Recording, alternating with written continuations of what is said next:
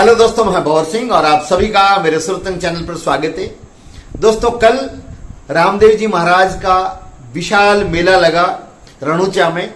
इसके अलावा रामदेव जी महाराज के जहां जहां मंदिर हैं वहां सब जगह पर मेले लगे और रामदेव जी महाराज को श्रद्धापूर्वक सबने याद किया है। जी हाँ दोस्तों, कल ही के दिन भाद्र माह के शुक्ल पक्ष की एकादशी विक्रम संवत 1442 को मात्र 33 साल की उम्र में, जी हाँ दोस्तों, मात्र 33 साल की उम्र में उन्होंने जीवित समाधि रणुचा में ली, जो आप देख रहे हैं। इस समाधि पर असंख्य लोग साल भर दर्शन करने के लिए जाते हैं, लेकिन भाद्र माह में तो लोगों का तांता लगा हुआ है और ये श्रृंखला निरंतर चलती रहती है। रामदेव जी महाराज जो हमारे लोक देवता हैं, जो कलयुग के अवतारी पुरुष माने गए हैं, जिनको विष्णु का अवतार माना जाता है, जो मैंने पूरा उनका जीवन परिचय पहले के वीडियो में बताया है और इस वीडियो के एंड में भी लगाऊंगा, तो आप देख लें। तो मैं पुनः उस पर नहीं जाकर के आज मैं आपको दोस्तों ये बता रहा हूं, जैसा मैंने कल के वीडियो में कहा था कि रामदेव जी महाराज हमारे यहाँ कहते हैं ना कि जहां चमत्कार है वहां नमस्कार है। बिना चमत्कार के हम किसी को नहीं मानते कि ये भगवान है अथवा और किसी रूप में कोई अवतारी पुरुष है, जिसको हमारी भाषा में बोलते हैं पर्चा। पर्चा का अर्थ ही होता है चमत्कार दिखाना। चमत्कार जो अद्भुत अलौकिक कार्य करके और जो आम लोग जो नहीं कर सकते, वो जो कोई काम कर लेता है वो अपने आप में चमत्कार कहलाता है। कोई व्यक्ति मृत व्यक्ति को जीवित सामान्य व्यक्ति नहीं कर सकता, लेकिन कोई महान पुरुष मृत व्यक्ति को जीवित कर ले तो हम कहते हैं उसने पर्चा दिखाया है। इसी प्रकार से हम भाले से पानी निकाल नहीं सकते धरती में से, लेकिन कोई व्यक्ति भाला मार करके और जमीन में से फुहारा निकल जाए, पानी निकल जाए, तो हम कहते हैं इसने तो पर्चा दिखाया। तो जी हाँ, रामदेव जी महाराज ने अवतारी पुरुष थे, बाल्यकाल से लगा करके और समाधि लेने तक अनेक पर्चे दिखाए, जिनकी संख्या कुल 24 है। तो 24 तो मैं पूरा बताऊंगा तो बहुत लंबा वीडियो हो जाएगा, लेकिन कुछ बड़े जो पर्चे दिए, जो बहुत महत्वपूर्ण, जो आम जन में बहुत चर्चित है, जो बहुत प्रसिद्ध रहे, जिनके लोगों की जन जन की जुबान पर है, वो मैं आपको बताने जा रहा हूं। सबसे पहले जो दोस्तों उन्होंने बाल्यकाल में जो पर्चा दिया वो था भैरवा राक्षस था, उसका वध किया था। पोखरण और पोखरण के आसपास में उस जमाने में भैरवा राक्षस का बहुत आतंक था और गेंद खेलते के बहाने उन्होंने बाल्यकाल में वध कर लिया। कुछ कथाओं में, कुछ लिखित में, कुछ जनश्रुति में ये भी माना जाता है कि भैरवा राक्षस आखिरकार रामदेव जी के सामने समर्पित हो गया, हाथ जोड़े, आत्मसमर्पण किया और वहां से भाग करके जान उसने बचाई। जो आतंक था उससे वहां की जनता को उन्होंने मुक्ति दिलाई, उन्होंने पर्चा दिया। जब दूध उफान पर था और भुआ दूध उफान पर था और वो ठंडा नहीं हो रहा था, तब दूर बैठे हुए उन्होंने चुटकियों में दूध को, उफनते हुए दूध को शांत कर लिया। अपने बाणेज को बाल्यकाल में ही सर्प ने डच लिया और उसका देहावसान हो गया। तो रामदेव जी महाराज ने ये बहुत बड़ा पर्चा उन्होंने दिखाया कि उस अपने बाणेज को उन्होंने जीवित कर लिया, जो जनता की जन जन की जुबान पर है। ये जो पर्चे जब प्रकट हुए और ये पर्चे जब आम लोगों तक इनकी चर्चा पहुंची, तो देखते ही देखते लोगों को पता लग गया कि ये अजमल जी के घर अवतार लेने वाले रामापीर कोई सामान्य व्यक्ति नहीं है, ये कोई अद्भुत अलौकिक पुरुष है, जिनको हम देवता कहते हैं। फिर दोस्तों ये श्रृंखला आगे बढ़ती गई और उसके बाद में उन्होंने एक से एक बड़े पर्चे दिखाए।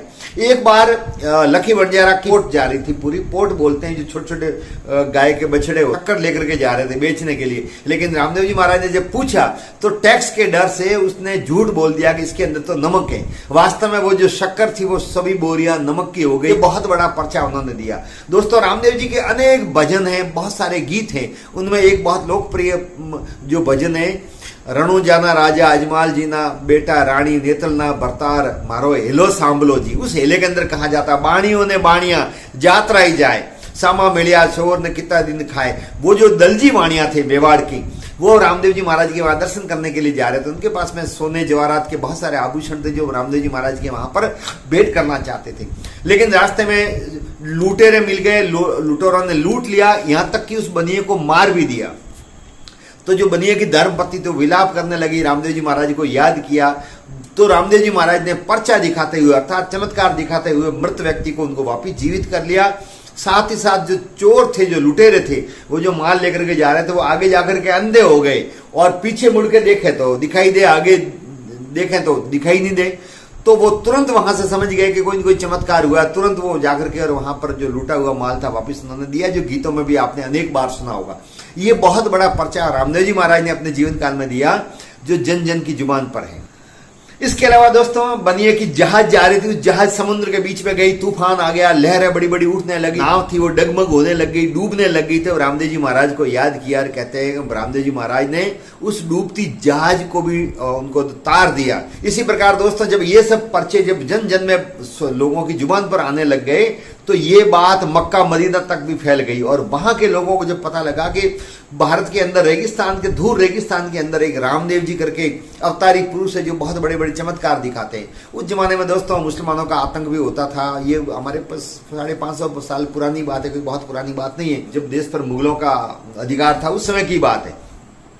तो वहां से 5 पीर आए थे। वो पीर ये देखने आए थे कि ये वास्तव में सत्य है या ये गलत है। जब रामदेव जी महाराज के पास में आए, रामदेव जी महाराज ने उन्होंने अतिथि सत्कार किया। अतिथि देवो भव हमारी परंपरा है, उस परंपरा का निर्वहन करते हुए रामदेव जी महाराज ने उनका अभिनंदन किया, स्वागत किया। फिर वो बैठे, जब भोजन का समय हुआ तो भोजन के लिए उनको आमंत्रित किया।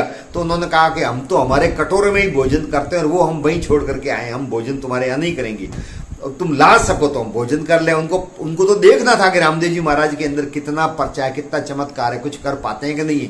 तो रामदेव जी महाराज ने वो 5 कटोरे मक्का से मंगवा लिए और ये बहुत बड़ा चमत्कार है। उसके बाद में जो पीर थे वो इतने प्रभावित जो हुए वहां से जो आए थे, उन्होंने रामसा पीर की उपाधि दी, जो हम अक्सर बोलते हैं भाई रामसा पीर के नाम से भी जानते हैं। रामदेव जी महाराज ने भाला मार करके और रणुचा के अंदर एक पानी निकाला था जो रणुचा कुआ के नाम से प्रसिद्ध है, जो जहाँ का पानी पीने बहुत पवित्र माना जाता है, जहाँ का पानी पीने से कहते हैं संपूर्ण मनोकामना पूर्ण होती है।